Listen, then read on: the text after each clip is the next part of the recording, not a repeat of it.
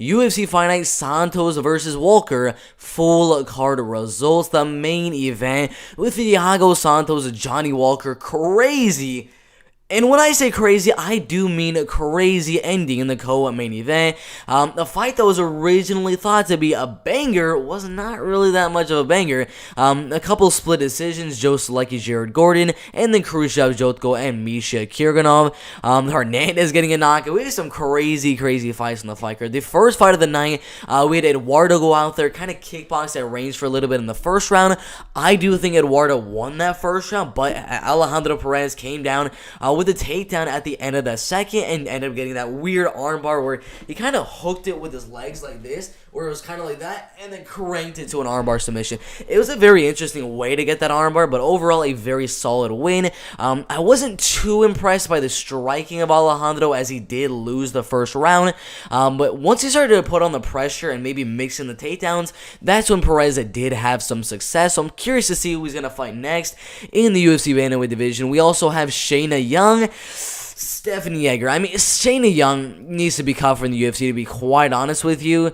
Like, she's the dumbest person on this entire roster. She went and initiated the clinch with Stephanie Yeager. Why are you initiating the clinch with Stephanie Yeager, who's amazing in judo? She has a really good judo throw, gets you into side control over and over again. You've seen that in all of her past fights, and Shayna Young is the one initiating the clinch on Stephanie Yeager. It made no sense. Made absolutely no sense. I had no idea what Shayna Young was doing, but she was doing decent on the feet. I think she had the edge in the striking by a very small margin, but just by Shayna Young honestly just being dumb, she clinched up with Stephanie Yeager for some stupid reason, got taken down, and got TKO'd. It was a little bit of an early stoppage, yes, of course, but I mean, it was kind of her fault. I mean, she clinched with a judo, an amazing judo practitioner. There's no way you're supposed to do that, but just a weird performance from Shayna Young right there. You have Douglas Silva de Andrade right there, knocking out Gaetano Perello in the first round with a left hook. I'm going to demonstrate, alright? Sorry, these are my cross-country shorts, but he got left hooked right here, and he hopped in the air and fell down. He literally did a hop, at least like that much in the air, from that left hook of Douglas Silva de Andrade. I mean, the power that the 36-year-old Andrade has in that left and right hook, all he really needs to do is put on the pressure, get your back to the cage, and just start winging shots. Eventually, he's probably going to knock you out. Now, of course, it's not going to work against guys like Rob Font, Petr Yan, Lerone Murphy, the best of the best of the bantamweight division. I mean, of course. I mean, it's Rob Font, a top 5 bantamweight fighter. Petr Yan, the best bantamweight fighter. Lerone Murphy, future top 15, top 10 bantamweight. Zubair Tukhugov, very solid bantamweight as well. I mean, the dude is a beast. I mean, a lot of people don't really know too much about Douglas Silva de Andrade, but the man has a lot of power, man. That was his second knockout in the UFC, one by spinning back fist, and then, of course, this one. But he's got a lot of power. 20 knockout wins. I assume whoever he fights next, he's going to knock them out. Crazy win by Douglas Silva de Andrade. Literally lifting Gaetano Perello off of the ground. Crazy win right there. You got the lightweight division right here, Jamie Malarkey and Devontae Smith. The first round, Devontae, he did really good with his speed at range. Jamie was trying to put on the pressure, but every time he put on the pressure, he'd walk into a straight right hand. He'd end up getting clinched up and get those knees to the face, which I believe it cut his nose or somewhere on his eye or something like that. He did have a cut somewhere on his face, not too sure where, but it did come from the knees in the clinch. That was in the first round. The first round, Devontae Smith, gotta give a round of applause to him. He did very good. But Jamie Malarkey training with Volkanovski, we saw what Volkanovski did against Brian Ortega, just putting on constant pressure, doing a lot of feints, a lot of movement, coming in with some big shots. Jamie Malarkey pretty much did the exact same thing. A lot of movement, a lot of feints, coming in with some big shots, just a heavy pressure on Devontae Smith in the second round, and he broke Devontae, got his back to the cage, and just started throwing punches, and then he ended up landing that left hook to the body and dropped him, landed some ground and pound, and got that TKO. Unfortunately, we do live here in North Carolina. I'm not allowed to do any live betting for some reason, but I was watching the Jamie Malarkey fight Devontae Smith. I knew, as soon as I saw saw Jamie Mullarkey right at the beginning of that first round, I knew he was going to go and make the comeback in that second round. The odds at that point were like plus 250. I really wanted to put some money on it, but North Carolina doesn't allow me to. But Jamie Mullarkey, amazing comeback. The first round, he didn't look too good, but we know that's what's going to happen. Devontae, as the fight goes on, he gets a little bit worse and worse due to the cardio, especially with that cardio disadvantage from a guy like Jamie Mullarkey putting on so much relentless pressure. It's so hard to deal with Jamie Mullarkey at this stage in his career. Yeah, he did lose those 2 fights to Brad Rydell, Ferzian, very, very good kickboxers in this lightweight division right here, but after watching the fight with Kama Worthy, now the fight with Devontae Smith, that pressure and the power pressure that he's able to inflict on his opponents, it is just absolutely insane. I cannot wait to see who he's going to be fighting next. He deserves a very, very big step up. Not a top 15 fight, of course, but maybe a guy in the top 25, top 30 of the lightweight division. Jamie Mullarkey, everyone in the comment section, let's give this man a round of applause. Amazing comeback, really good pressure, really good volume. I mean, I'm really hyped on Jamie Mullarkey right now. We had a dominant winner for Carol Rosa over Betch Cojeda, where Betch Cojeda did end up retiring altogether from MMA. Carol Rosa went out there. She looked very, very good as always. No one expected Betch Cojeda to go out there and win, to be quite honest. We all knew Carol Rosa was going to win the fight by unanimous decision. She outstruck her. She outclinched her. She landed some really good knees in the clinch.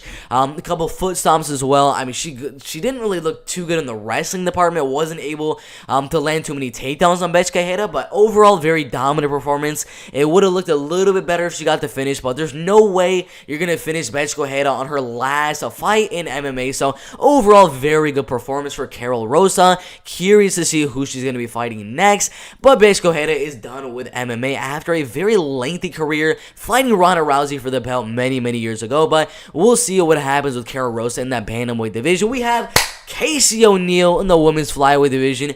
She looked really good. I mean, Antonina Shevchenko, yeah, she did. She was on top for a little bit in that first round, landed some decent ground and pound. The first round was very even. I mean, I need to rewatch that first round to really see who I can give that first round to, because I'm really not too sure who won. They both had a significant amount of control time on the ground, but the second round, Casey O'Neill got that trip takedown, got into side control, ground and pound, got into half guard. Eventually, as Antonina was kind of curling to her back, she ended up getting the back control for a little bit, then got full mounts. As soon as Casey O'Neill got full mount, it was a wrap. Nobody thought Antonina was going to win the fight after she got full mount, because we know Casey O'Neill, she's not really known for her striking too much. She has decent striking, of course, but she is known for vicious ground and pound, knocking out so many people with that ground and pound.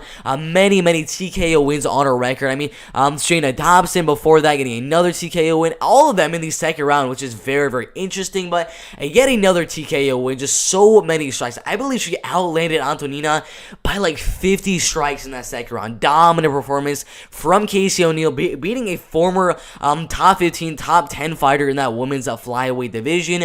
I believe now she definitely deserves a top 15 opponent in that women's flyweight division. I'm not too sure who she's gonna get next. Maybe Cindy Calvillo, maybe the loser of Jessica Ai, Andrea Lee. I'm really not too sure, but she's got a very, very bright future ahead of her. Cannot wait to see what Casey O'Neill does next.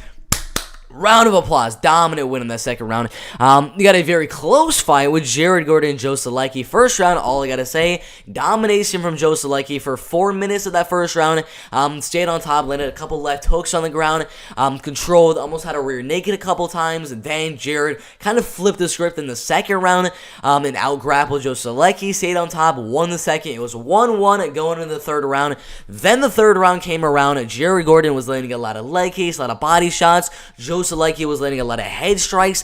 Overall, Jared Gordon did outland Joe Solecki by, I believe, 9 or 8 strikes. In that third round, Joe Solecki outlanded Jared in terms of head strikes, but it was overall a very close fight. I'm not too disappointed. I mean, Joe Solecki, I do train with him a little bit, but overall, I kind of do think it was the right call, considering Jared did outland Joe Solecki by quite a bit.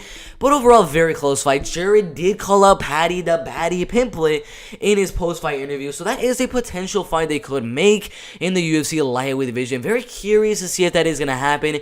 If it does happen, I don't know. I really don't know, because I can see Jared just going out there and staying on top of the wrestling, and just not getting submitted. But the striking is going to be very, very interesting.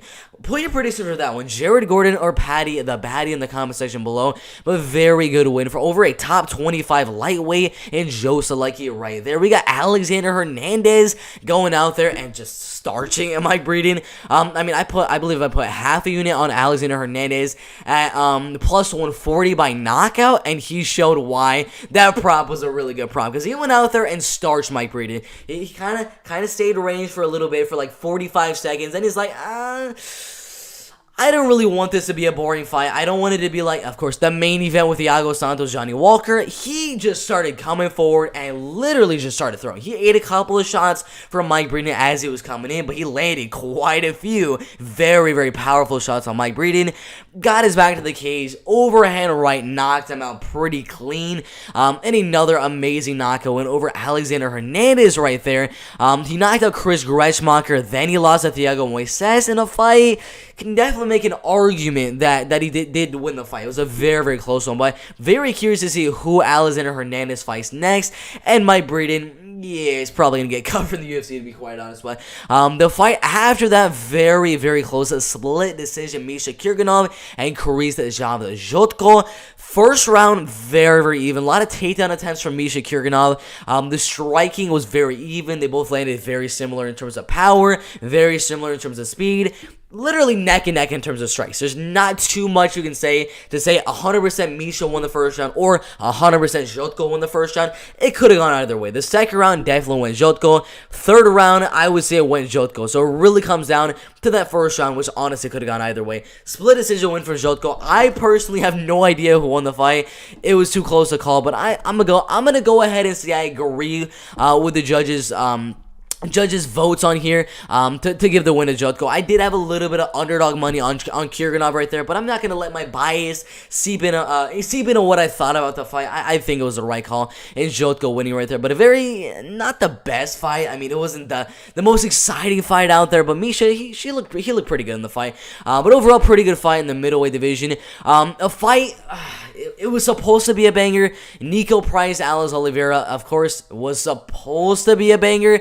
It was supposed to see Nico Price go out there, do what he always does, put on relentless pressure, land like 3-4 times more volume than Alex Oliveira. That didn't really happen. The first round we saw Nico Price just grapple Alex Oliveira, ground and pound him, go for a couple submissions, and win the first round. Second round, we saw Alex Oliveira stay on top. Nico go for a bunch of up kicks, a bunch of heel hooks, a bunch of triangles. That was pretty much the story of the first and second round. Then we got to the third round, and that's where I was like, this is what the fight was supposed to be. The first and second round, grappling from Nico, grappling from Alex Oliveira, 1-1 apiece.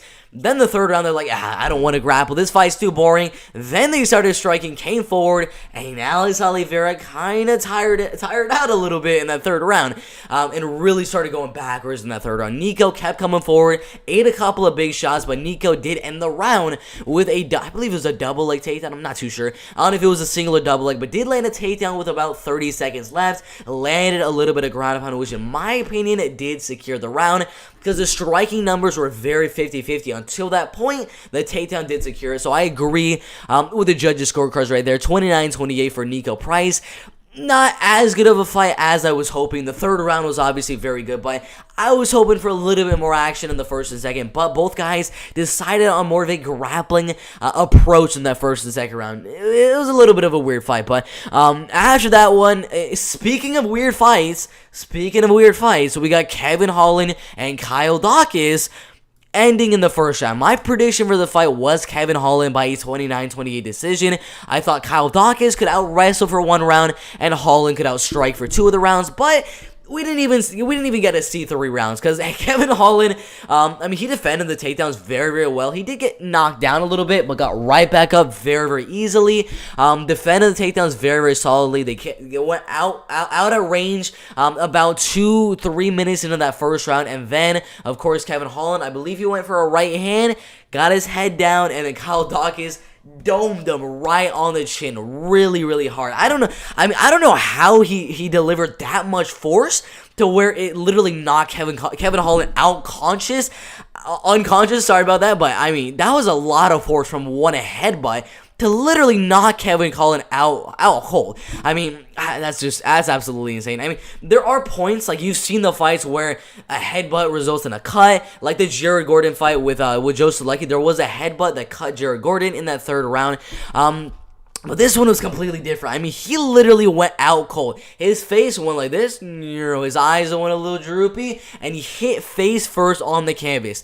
The fight should have been stopped right there. The ref, I think Dan Miragliotta should have literally just stopped the fight right there, moved Kyle Dawkins off, and just called it a no contest at that point, or asked Kevin Holland if he was ready to continue, made the fight go on, and then boom, we can have the fight continue. But instead, Dan Miragliotta let the fight go on. Kyle Dawkins ground pounded him like 8-10 times, and then eventually got that rear naked choke sunk in. Kevin, he was fighting the rear naked. I mean, he was really that was Kevin Holland's face during that rear naked. I mean, he was not, it wasn't like the Darren Till, Derek Brunson one where Derek Brunson had it in for like half a second and Darren Till went like as fast as possible. Kevin Holland did not tap for a while on that rear naked. It looked like it was going on the esophagus, or it's kind of like crushing your neck like that. But it was a weird one. I mean, Kevin Holland, I mean, he didn't tap very easily to that rear naked. The takedown defense looked pretty solid, but all because of an accident. I mean, of course, it was an accidental headbutt. The fight was turned to a no contest. I believe that was the right call. There's no way you're going to say Kyle Dawkins won, because he wouldn't have got the rear naked if it weren't for Kevin Holland literally going right out on the canvas out cold. So I agree with Dan Miragliotta. I agree with Herb Dean. I mean, he probably should have stopped it at the point where he got headbutted, but overall, we're probably going to see a rematch in a couple of weeks to a month, somewhere around that range. Who do you guys have winning the rematch, Kyle Dawkins or Kevin Holland? I still got Kevin Holland by decision. The takedown defense looked very, very solid. He didn't tap easy to that rear naked choke submission as well, so I'm going to go Holland on that one by decision, but very weird fight in the middleweight division. Then we had, I mean, it was sort of a weird fight, I would say, because you would expect Thiago Santos right here, 37 years old with a heck of a lot of knockouts, 15 knockouts, 1 submission, and 8 decisions. You would expect a guy like Thiago Santos to go out there looking for the knockout, but he went out there. He just stayed back, let Johnny Walker come in and out with the leg kicks, with the body kicks, with the jabs, the 1-2s, the overhands. He let Johnny Walker do his thing at range, and Thiago he didn't really put on the pressure all too much. It was really just Johnny Walker staying at range, doing his thing, going in and out, and Thiago every now and then coming forward with a big left hook, overhand right, and occasionally landing some of those bigger shots. But I believe the first round went to Johnny Walker. The second round went to Thiago Santos. The third round went Thiago Santos. The fourth round went Johnny Walker. So it was 2-2 going into the fourth round, or going into the fifth round, in my opinion. But the fifth round, of course, Thiago landed that big overhand right. Johnny Walker did do this and went, Come at me, bro. So it probably didn't really stun Johnny Walker, or he was just faking it off a little bit. But still, that shot right there was the biggest shot of the whole entire fight. Plus, we did get, I believe, a right body kick or left body kick. I'm going to guess right body kick on Johnny Walker near like 1 minute left in that fifth round as well. So I do think that Thiago Santos won that fifth round. I did have a little bit of money on Johnny Walker winning at plus 150. But again, I'm not going to let my bias seep in to what I thought about the fight. I do think Thiago won. The second, the third round, and then the fifth round. Won the fight 48-47. I agree with the judges' scorecards here, but very interesting fight. I mean, I would not expect a guy like Thiago with that many knocks on his record. And then Johnny Walker right here with what? An elbow to hammer fist knockout, flying knee knockout, hook kick knockout, elbow knockout, and many, many more knockouts. So only 1 decision won on his record. I would never expect in a million years that this fight, out of all of the fights on here, would not go the distance. Like, Shane Young, Stephanie Egger did not go the distance, but Thiago Santos, Johnny Walker did. Crazy. I would never have expected that, but very, very crazy night for UFC Fight Night, Santos versus Walker. I mean, from Nico Price, Alex Oliveira not really delivering, to this fight being a no contest, to this fight going to a decision. Like, what? What? What? That's crazy. How does that go to decision? But crazy night of fights right here. UFC Fight Night, Santos versus Walker. We do have a very solid fight card next week on Dern versus Rodriguez. Can't wait for that fight card. If you guys like the video, subscribe to the channel and everything like that. But thank you guys for watching. We'll see you tomorrow with our Dana White Contender Series Week 6 full card prediction, our UFC Fight Night Dern versus Rodriguez full card prediction, and Dana White Contender Series Week 7 full card prediction. Thank you guys for watching. We'll see you tomorrow. And yeah, like the video, subscribe.